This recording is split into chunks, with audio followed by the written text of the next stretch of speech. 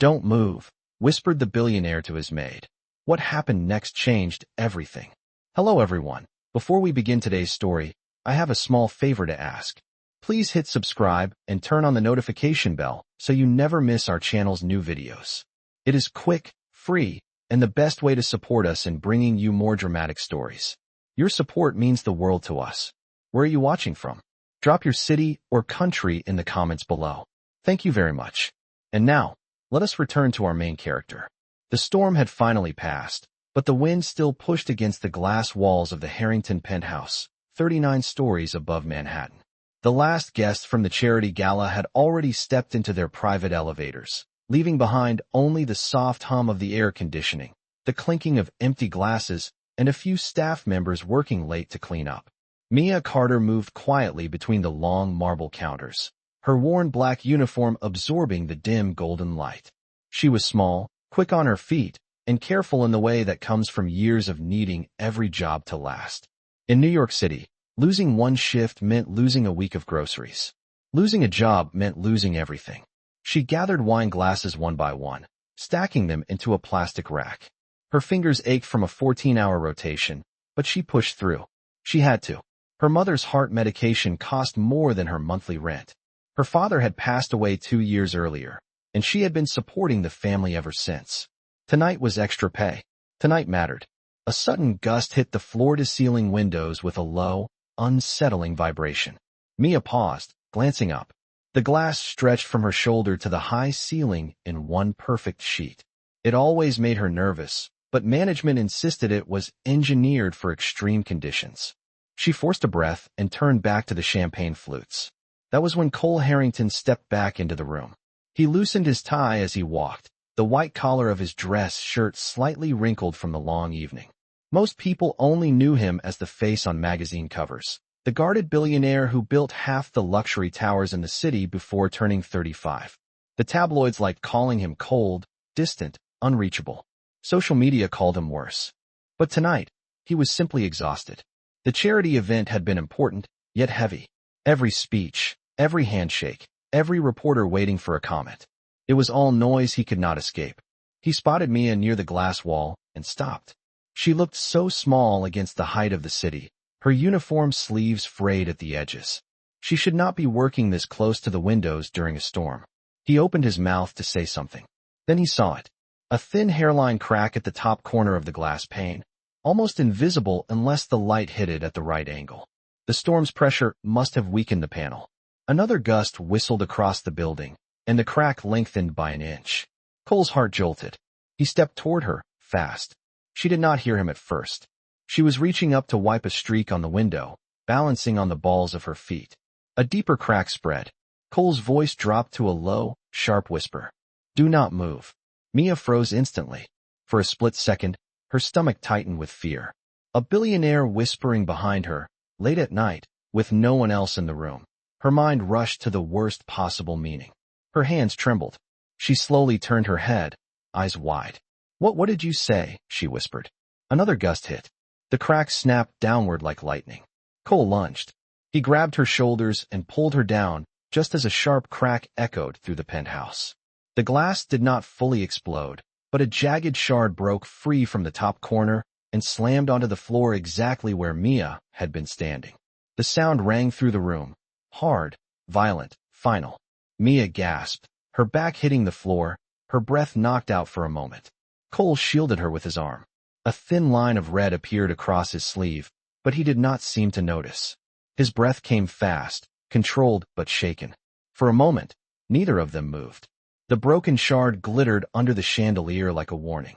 Mia finally whispered, barely audible, You saved me."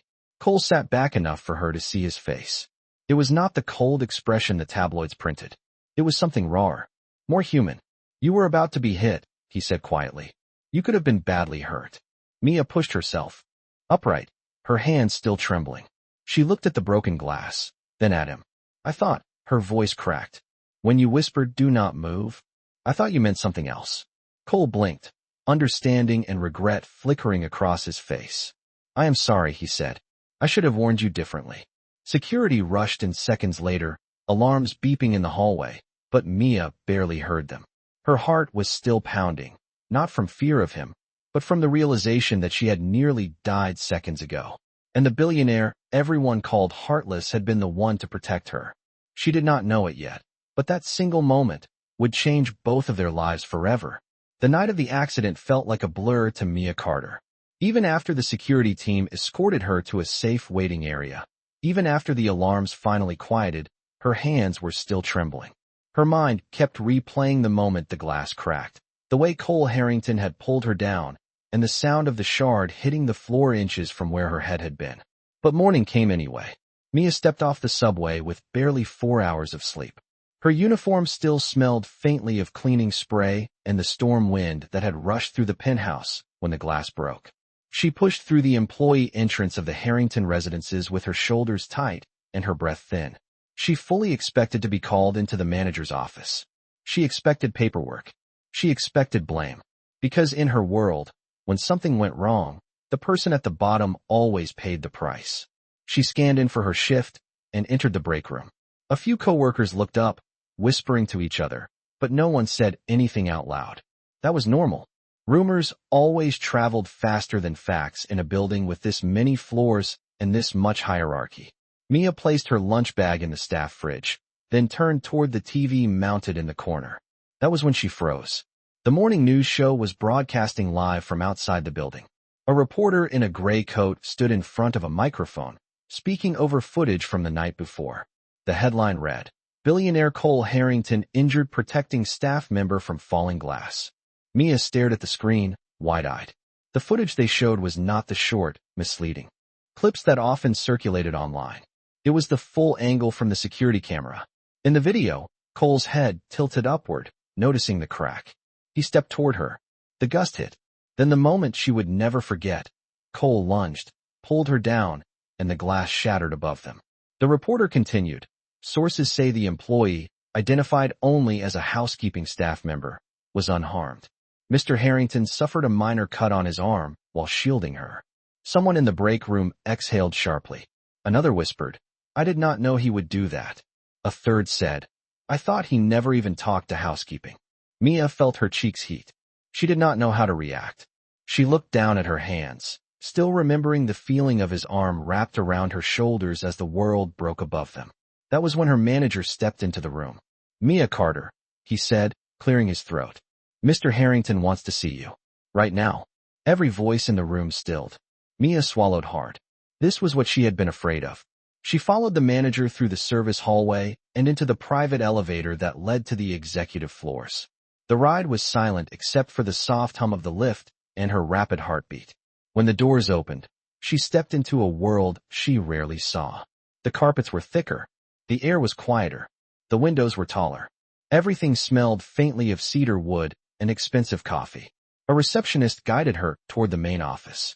"Mr. Harrington is inside," she said gently. "You can go in." Mia hesitated at the doorway before pushing it open. Cole Harrington stood near the wide window overlooking the city. He wore a fresh dress shirt, the sleeve rolled up just enough to reveal a small bandage on his arm. The morning light hit the room in a soft golden angle, outlining him like a portrait. He turned when he heard her step inside. "Mia," he said, using her name as if he had known it long before yesterday. "You came." She nodded, her voice tight. "Yes, sir."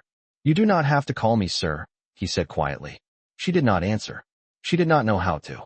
Cole walked toward the small desk near the center of the room and picked up a small navy notebook. Her notebook. "I believe this is yours," he said, holding it out. Mia's breath caught.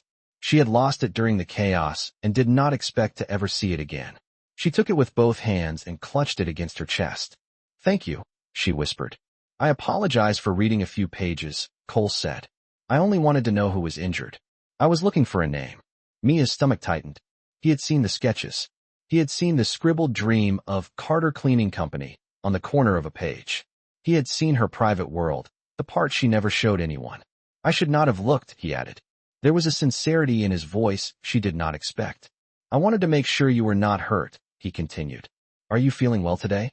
Mia blinked. She had never been asked that by upper management, much less the owner of the building. I am fine," she said quietly. A little shaken. "That is understandable," Cole replied. He walked back toward the window and rested a hand lightly against the glass. Last night could have ended very differently. I did not want that.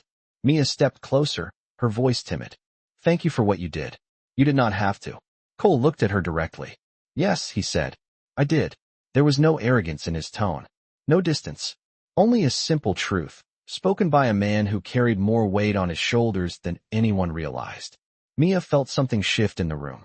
Something quiet, human, and unexpected. But before she could speak again, a knock sounded on the door.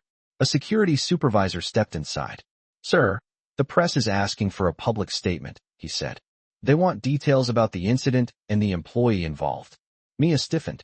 Cole's expression changed, but not in the way she feared. There was no irritation, no dismissal. He looked back at her. We will handle that later, he said firmly. She is not a headline. The supervisor nodded and left. The door closed. Mia exhaled slowly, realizing something important. Despite everything the world believed about him, despite everything she had assumed, Cole Harrington was not the man the rumors painted. And for the first time since she started working in that tower, she felt seen. What she did not know yet was that this was only the beginning. Mia left Cole Harrington's office with her notebook held tightly against her chest. Her hands still trembled, but now it was not from fear. It was from confusion, and something else she could not name yet. She walked back toward the service elevator, the quiet executive hallway stretching behind her like a world she was not meant to step into. But just before she reached the doors, something made her stop. She reached into her apron pocket and realized her name badge was gone. It must have snapped off during the fall the night before. A small wave of panic rose in her chest. Name badges cost money to replace, and every dollar mattered. She sighed softly, shoulders sinking, and continued toward the elevator. She had no idea that at that exact moment, Cole Harrington stood in his office holding the broken half of her badge, the silver plastic cracked down the center, a small smear of dried blood on one corner. His blood. He turned it in his fingers slowly. He could still see the moment it happened, her eyes widening, the glass exploding, his arm lifting to shield her. He had not planned any of it. He had only reacted. But now, looking at the small broken badge, he realized how close she had come to real harm. And something in him tightened. He placed the badge gently into the top drawer of his desk. He did not understand why he kept it, but he did. Meanwhile, back on the service floor, Mia changed into a fresh apron and quietly returned to her cleaning rotation. Her coworkers seemed to watch her differently now, whispering softly whenever she passed. She is the one he saved. Did you see the footage? I never thought a billionaire would do that. Mia pretended not to hear them. Attention made her uncomfortable. She preferred to disappear into the background. That was where she felt safe. But disappearing was impossible now. Not when the general manager pulled her aside before noon. Mia, I need you to step into my office. Her stomach dropped. This was it. The moment she would be blamed for standing too close to the window. The moment someone would tell her she had violated a rule she had never even heard of. The manager closed the door behind them and folded his hands. There will be an internal review, he said. The company always does one after an incident. Mia nodded slowly. Her palms felt damp. But, he continued, Mr. Harrington has already submitted his statement. She swallowed. What did he say? The manager exhaled a long breath, almost as if he was surprised himself. He wrote that you followed all safety protocols, that the damage came from storm pressure, and that you were not at fault in any way. Mia blinked. And, the manager added, rubbing the back of his neck, he also said you handled the situation calmly and responsibly. I did, she asked, confused. He gave a small shrug. That is what he wrote. Mia did not know how to process that. She remembered the glass cracking, her panic, her knees hitting the hard floor when he pulled her down. Calm was the last word she would have chosen. But hearing that he said it, it meant something. The manager dismissed her with a polite nod. But as she stepped out of the office, another thought crept in. If Cole Harrington had defended her in writing, why? People like him did not usually go out of their way for people like her. She pushed that thought aside and returned to her cart. Routine grounded her. Cleaning, wiping, folding, restocking. These were the things she knew, the things she could control. But later that afternoon, while dusting a hallway outside a luxury suite, she found something slipped under the gap of the door. Her notebook. The same notebook Cole had returned earlier. But something else was tucked inside. A folded note. She hesitated before opening it. Inside, written in neat handwriting, were only a few words. Please do not take the blame for what happened. You did nothing wrong. I am the one who should have done better with building safety. Ch. Mia stared at the note for a long time, her heart beating unevenly. It was not romantic. It was not inappropriate. It was simply a message from someone who understood responsibility in a way most people at the top never cared to. She folded the note and slipped it back into her notebook. But she did not notice one of her co-workers standing at the end of the hall, watching her quietly, eyes narrowing with curiosity. News traveled fast in buildings like this, and whispers traveled even faster. As Mia rolled her cleaning cart away, she still did not realize that the events of the last 24 hours had already begun shaping a story far bigger than she imagined. A story that would pull her into the center of a storm she never asked for. And she had no idea that the broken name badge sitting in Cole Harrington's desk drawer would soon become the first piece of truth that changed everything. For the rest of the week, Mia tried to return to her normal rhythm, cleaning hallways, folding towels, replacing amenities, keeping her head down, staying invisible. But the building suddenly felt different. Everywhere she went, she sensed people watching her. Some out of curiosity, some out of admiration, some out of suspicion. Even the supervisors, who usually barely acknowledged housekeeping, nodded at her now as if she had become some kind of symbol. She wanted none of it. She wanted quiet. She wanted normal. She wanted her life to stay as simple as it had always been. But a story involving a billionaire never stayed simple. By the third morning after the accident, the online chatter had exploded. Blogs, tabloids, neighborhood forums, and gossip pages picked up the security footage. Mia's face was blurred in every clip, but the speculation was everywhere. Who was the mystery maid? Why did the billionaire react so fast? Is there more to the story? Some theories were harmless. Others were not. Mia tried to avoid reading any of it. But she made the mistake of scrolling during her lunch break, and the comments sent a cold chill through her chest. She probably did it for attention. I bet it was staged. Housekeeping workers always try to sue rich guys. She is probably waiting to cash out. Her jaw tightened, and she shut the phone off immediately. The worst part was knowing her mother might see these comments too. She had tried so hard to stay out of trouble, and now her name was floating near a billionaire's without her permission. She just wanted to hide. But that afternoon, when she finished restocking the guest laundry room, she turned the corner and walked straight into a crowd of people. A row of reporters stood inside the lobby. Microphones, cameras, bright lights, dozens of them. Security was already trying to push them back. Please step outside. This is private property. Press is not permitted beyond this point. But the reporters kept pushing forward. One of them shouted, "Is the employee involved in the accident working today?" Another yelled, "Has the maid filed a complaint against Mr. Harrington?" A third raised a camera. "Is she here right now?" Mia's breath stopped in her throat. They were looking for her. She stepped back slowly, trying to retreat behind a marble column. But a camera swung toward her direction. Someone pointed. There. That might be her. Her hands froze on the handle of her cleaning cart. She felt exposed under the bright lobby lights, as if she were standing on a stage she never auditioned for. The noise around her grew louder and louder, reporters shouting questions she could not understand over the thudding in her ears. She whispered to herself, "I do not want this. I do not want any of this." Before the reporters could swarm her, a familiar voice echoed sharply across the lobby. "Enough." Every head turned. Cole Harrington stepped out of a private corridor, his expression cold, controlled, unmistakably authoritative. His presence cut through the chaos instantly. The lobby fell into a tense hush. Cole approached the reporters with even steps. He looked calm, but his eyes were blazing. "This employee will not be harassed," he said firmly. "You will not target her, photograph her, or speculate about her intentions." A reporter raised a microphone. "Mr. Harrington, is she the woman from the video?" "That is none of your concern," Cole said. "Has she filed a claim?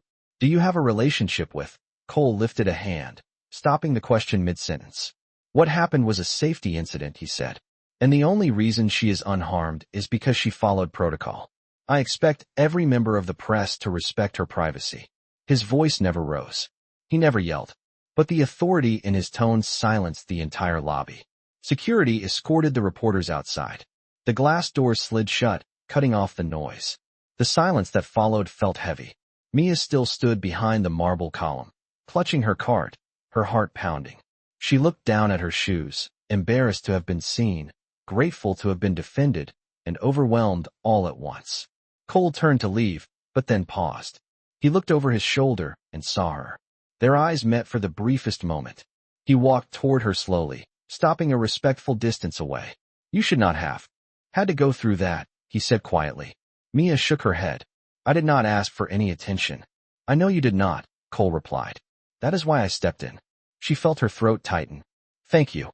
"You do not need to thank me," he said. "You were almost heard in my building. It is my responsibility to keep you safe." His words were simple, but they carried weight. Responsibility. Safety. Protection. Things she never expected from someone at the top. Cole hesitated for a moment, then added, "If this becomes too overwhelming, you can come to my office. I will help where I can." Mia did not know what startled her more, his offer, or the sincerity behind it. She nodded slowly.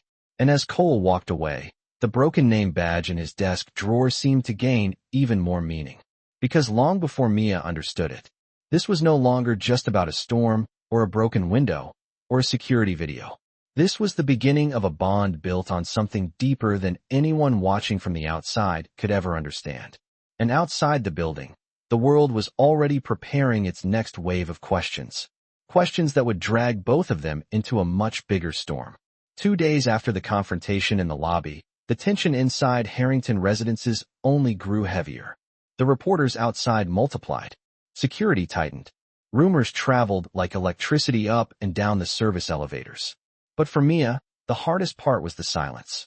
She tried to stay focused on her work, but every shift felt like walking through invisible pressure. She could feel eyes on her. She could feel curiosity pressing in like a spotlight she never asked for. And she could feel the weight of something she could not quite name. She only wanted to work. She only wanted peace. But peace was no longer an option. By midweek, the story had taken on a life of its own. A popular local blog released an article with a headline that made Mia's stomach drop. Did the billionaire really save the maid? Or is there more behind the viral video? The comments were even worse. She is probably after a settlement. She planned it. Do not trust the footage. It is all publicity for his new project. Housekeepers do anything for money. Mia shut her phone off and buried it in her apron pocket. She did not want this. She did not want any of this attention. She wished the glass had never cracked at all. But the worst moment came later that afternoon. She was walking down the staff hallway when 2 supervisors, who did not realize she could hear them, whispered near the copy machine. "You saw the video?" She was completely out of position. She should not have been cleaning that close to the window. Technically, yes. But the owner defended her. That says something. We all know how these things go. The higher-ups will protect themselves. She will end up blamed in the report. Mia stopped in her tracks. Her chest tightened. Her hands felt cold. Even after everything Cole had done to defend her publicly, parts of the organization were still ready to push the responsibility onto her. Because it was easy. Because she was at the bottom. Because no one expected her to speak up. She stepped backward quietly, her heart sinking deeper than ever. She did not know that Cole Harrington was facing pressure of his own. Upstairs, in the executive boardroom, a closed-door meeting was already underway. The board members sat in polished chairs, papers stacked, tablets glowing with risk assessments. One of the legal advisors said, "Cole, we need to contain this. The press attention is bad for the company. The fastest way is to clarify that the employee was standing in a restricted zone." Cole's jaw tightened. She was not at fault. A senior board member leaned forward. "We understand your sympathy, but the shareholders are uneasy. Public pressure is growing. If you do not distance yourself from the staff member, the accusations will target you." Another added, "This is not personal. It is business. Say she was not trained properly. Say she panicked. We can settle quietly if she reacts." Cole stared at them, cold and silent. They were advising him to throw her under the bus. To protect the company. To protect himself. To protect their profits. He looked at the glass wall of the boardroom, remembering the sound of it shattering above Mia's head. He remembered the fear in her eyes. He remembered the broken badge in his desk drawer. And he knew what he had to do. "I will not blame her," he said. "Her position will not be used as a shield for corporate failures." The Board members exchanged glances. Cole, the legal advisor, said carefully, "If you make a statement claiming full responsibility, the cost will be substantial." Cole stood up. "I am aware." He left the boardroom without another word. Downstairs, Mia moved quietly through the guest hallway, pushing her supply cart with slow, tired steps. Every comment she overheard that day felt heavier than the last. She felt trapped between two worlds. The world of people too powerful to understand her life, and the world of co-workers who did not trust any attention she received. She wanted to shrink into herself, disappear, just be a regular employee again. But as she turned the corner, she almost ran straight into the general manager. "Mia," he said stiffly, "Mr. Harrington wants to see you in his office again." Her stomach clenched. She was not ready for this. She did not want more attention, but she nodded and followed the manager to the private elevator. The doors opened onto the executive floor. Everything felt too big, too quiet, too bright. She stepped into Cole's office slowly. Cole stood near the window, holding several printed documents. His expression was serious, but not unkind. He gestured for her to sit. "Mia," he said gently, "I want to speak with you about what is happening." She folded her hands tightly. "I know the rumors are getting worse." He nodded. "They are. And that is why I need you to understand something clearly." She looked up. "You did nothing wrong," he said. "And I will not let this company use you as a scapegoat." Mia blinked, surprised. They want to blame me?" "Yes," he said. "Some people are pressuring me to shift responsibility away from the corporation. They think your position makes it easy." She felt her throat close. Cole continued, "I refused. I told them the truth. The structural failure was our fault, not yours." Mia shook her head slowly, overwhelmed. "You did not have to do that. It could cost you." "It is the right thing to do," he said. "And doing the right thing should never be optional." The room fell quiet. For the first time since the accident, the tension inside her chest loosened just enough for her to breathe. Cole placed the documents down. "I want to make something clear, Mia. I am not helping you because of the video. I am not helping you because the press is loud. I am helping you because you deserved better long before the glass broke." A small, shaky breath slipped from her lips. For the first time, she understood. This was not about a billionaire protecting his image. This was about a man choosing integrity over convenience. But neither of them knew that outside the office, someone was already recording their meeting time stamps, preparing to twist the truth in the worst way possible. The real storm was just beginning. The next morning began like any other, but the building felt tense in a new way. Something unspoken lingered in the halls, a quiet ripple of energy that Mia could not name yet. She kept her head down, clutching her cleaning cart as she moved through the staff corridor. But before she reached the linen closet, her phone buzzed. A co-worker had sent her a link. She hesitated. Then she tapped it. A new article had just gone live. Secret meetings between billionaire Cole Harrington and the maid involved in glass incident. Sources claim hidden relationship. A blurry photo sat below the headline. The timestamp showed her entering Cole's office the day before. Another photo showed her leaving. Her heart dropped. It did not matter that nothing inappropriate had happened. It did not matter that she had been called in solely to discuss the incident. It did not matter that the entire situation was professional. The article twisted the truth into something ugly. Mia felt her throat tighten. She turned off her phone immediately. She could not bear to read the comments. She pushed her cart to the next floor, but as soon as she stepped out of the service elevator, two co-workers whispered with their backs turned. "That is her, the one in the photos. I told you something was going on. He does not call anyone to his office." "Why her?" The words stabbed deep. Mia kept walking. She dusted countertops. She wiped mirrors. She refilled a minibar. She moved like a shadow trying to outrun its own shape. But the whispers followed her everywhere. By lunch, the story had reached the main lobby.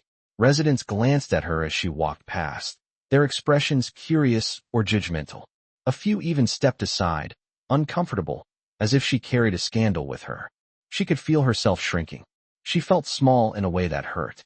Small in a way she remembered from childhood, when people dismissed her father because a mechanic could never be worth anything. Small in a way that made her want to disappear completely.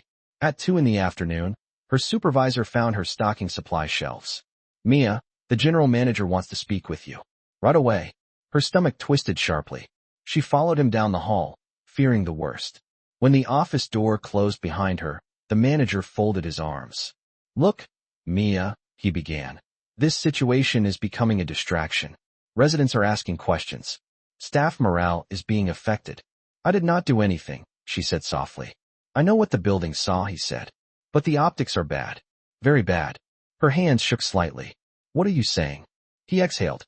We may need to temporarily remove you from the schedule. Just until the media dies down. Mia took a step back, stunned. I cannot lose hours, she whispered. I send most of my paycheck home. I cannot afford this.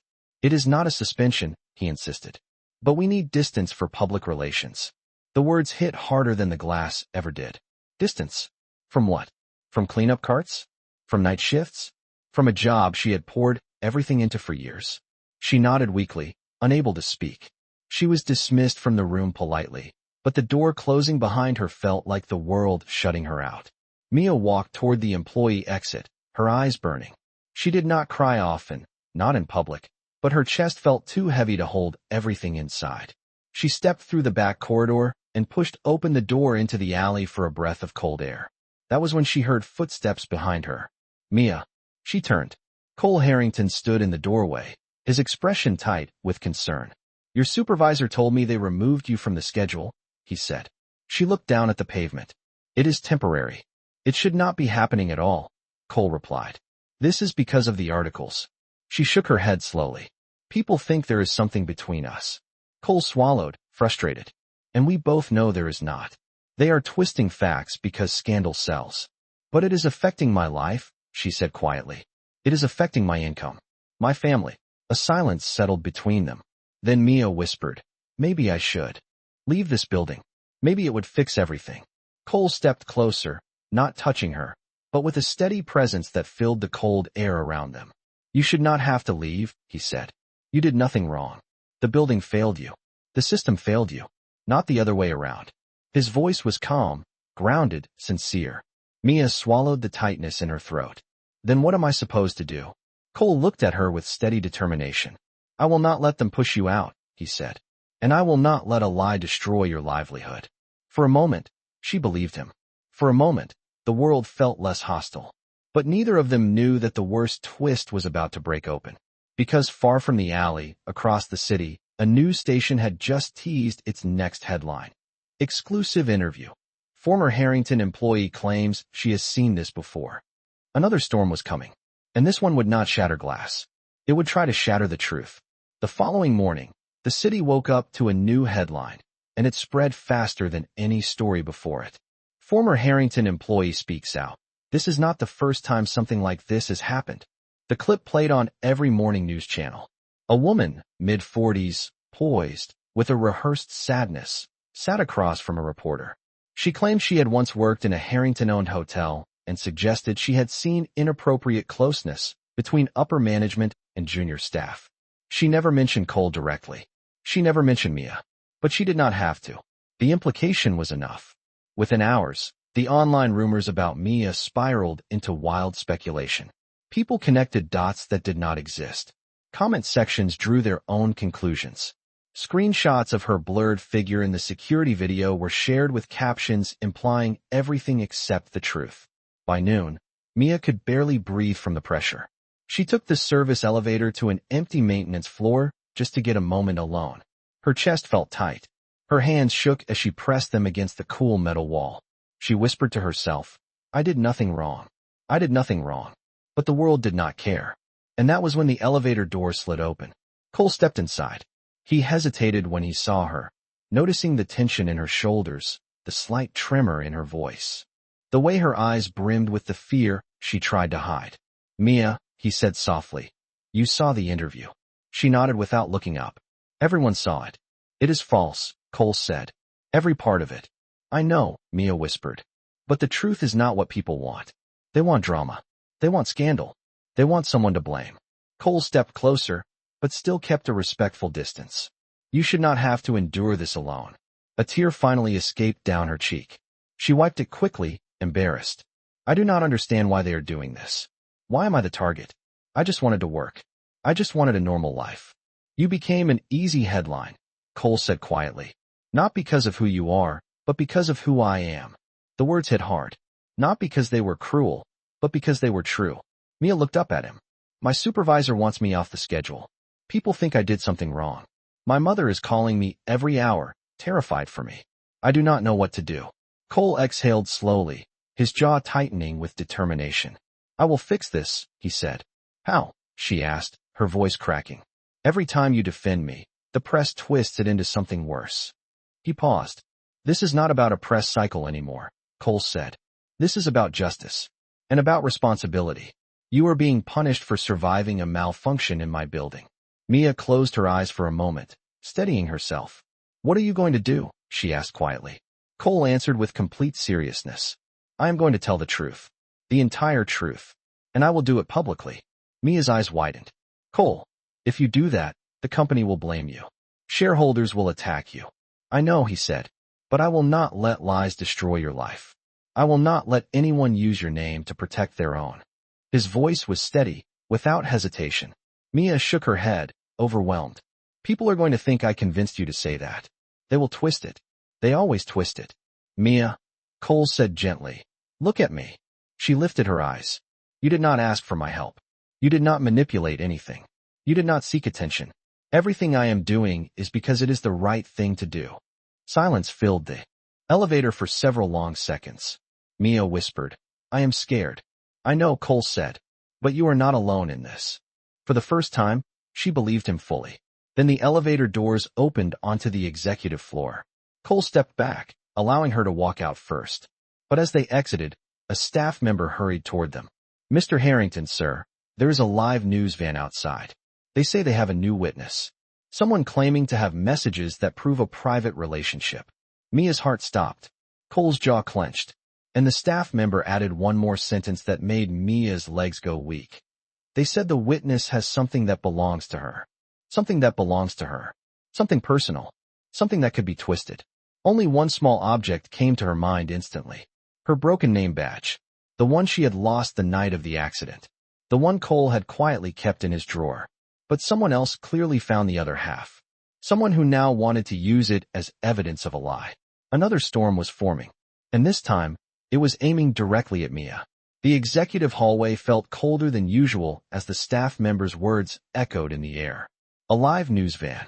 A new witness. Something that belonged to Mia. Her breath caught in her throat. Cole stepped closer, lowering his voice. Mia, do you know what they might have? Mia shook her head, but deep down a sickening possibility surfaced. Her name badge. The broken one. She had lost it the night of the accident. Half of it was safe in Cole's drawer. But the other half, she never knew where it landed. And in the wrong hands, even an innocent object could become a weapon. Cole could see the fear in her face. Come with me, he said. We need to see what they are claiming before it spreads further. He guided her down the hall, not touching her, but walking beside her with a steady determination that grounded her steps. They entered a conference room where the building's PR director, 2 legal advisors, and the head of security were already gathered around a large monitor. The PR director clicked play on the live broadcast. A reporter stood outside the building, microphone raised. Behind her, a woman stepped into frame. She wore heavy makeup, her expression tight, her voice trembling. Just enough to appear believable. I used to work in the housekeeping department, the woman said. And I saw signs of favoritism. Gifts. Special meetings. Notes. I knew something was wrong. The reporter nodded sympathetically. And you said you found something? Something that proves there was a relationship. The woman lifted her hand. Between her fingers was half of a silver name badge. The bottom half. The half that read Carter. Mia's heart dropped. It was left behind on the top executive floor. The woman continued. There is no reason for a maid to be up there unless something inappropriate was happening. The reporter leaned in. Are you saying this maid was having a secret relationship with Mr. Harrington? I believe so, the woman answered. Everyone believed so.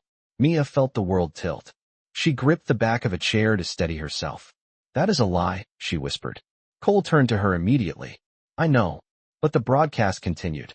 The reporter said, sources tell us the maid was removed from her schedule this week. Some believe it was an attempt to hide the truth. The woman added one final blow. I just want to make sure people see what is really going on. The segment cut back to the newsroom. The PR director lowered the volume and exhaled sharply. This is bad. They framed it perfectly. Sympathy, implication, physical object, and a blurred staff hierarchy. They built a narrative, not evidence. Mia pressed a hand over her mouth. She is lying.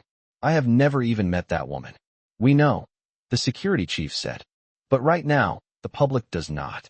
Cole stepped forward, his voice firm. We will correct this immediately. The legal advisor held up a hand. Cole, anything you say publicly could be twisted just as easily. Right now, the story is emotional. If you push back too fast, they will spin it as desperation. The PR director nodded. The narrative is running on its own. We must be strategic. Cole shook his head. There is no strategy that excuses allowing this to continue. Mia felt small, overwhelmed, but she forced herself to speak. If they say I was on the executive floor, the cameras will show I was not. You can check the footage. It will prove she is lying. The security chief looked uncomfortable. We reviewed the footage yesterday. There's a gap. Hey, gap? Mia asked. He nodded. The camera facing the east executive hallway malfunctioned right after the glass incident. We do not have full visual records for that night. Mia staggered a step back. It was the worst possible coincidence. The legal advisor sighed. Without footage, the badge becomes circumstantial evidence. It does not prove wrongdoing, but it invites speculation. Cole's jaw tightened. I still have the other half. Mia looked at him, startled. You kept it. He nodded once. It was damaged during the accident. I plan to return it.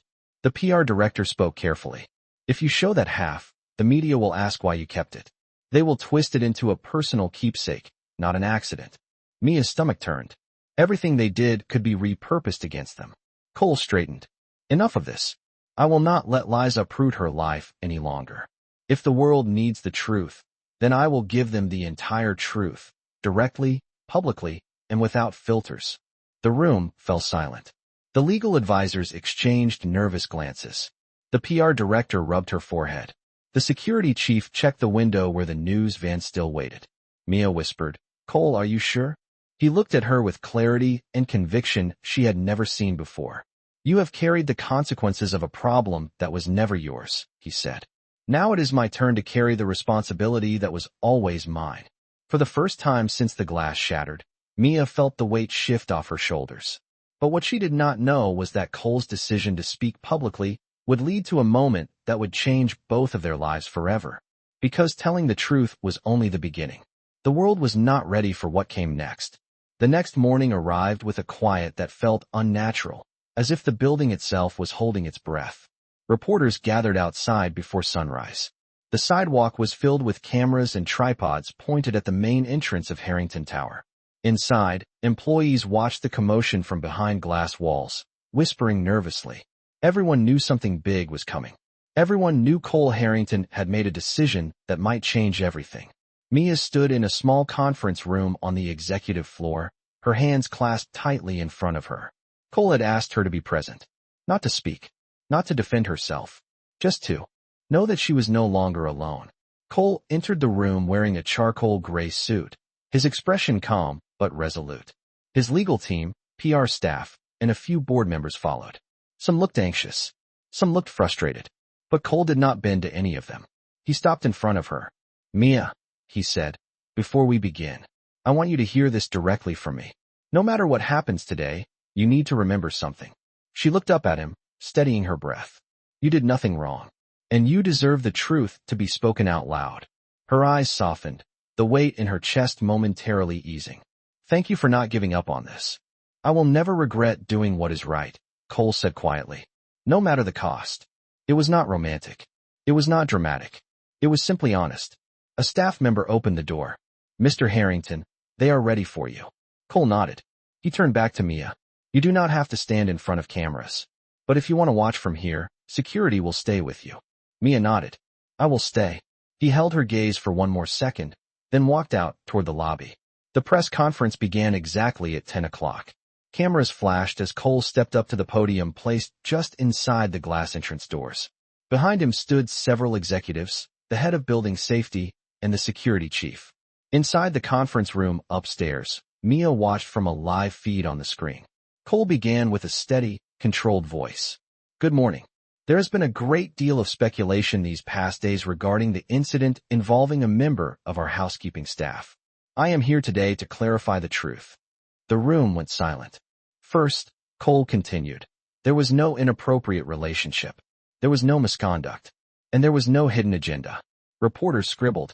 Cameras zoomed in. The employee involved, he said firmly, was following standard cleaning procedures. The structural failure that occurred was the result of pressure damage to a window that should have been replaced years earlier. He paused, letting the words sink in. That failure is my responsibility, Cole said. Not hers. In the conference room upstairs, Mia covered her mouth with her hand. She had known he would speak the truth, but hearing him take public ownership, hearing him shield her with the truth she had been denied, struck something deep inside her. Cole continued. As for the claims made by a former contract worker, he said, we have investigated. The individual has no direct connection to this event and her statements are unverified. A name badge found on the executive floor was dropped during the accident while I was pulling the employee away from falling glass. He lifted the broken half of the badge, the piece he had kept.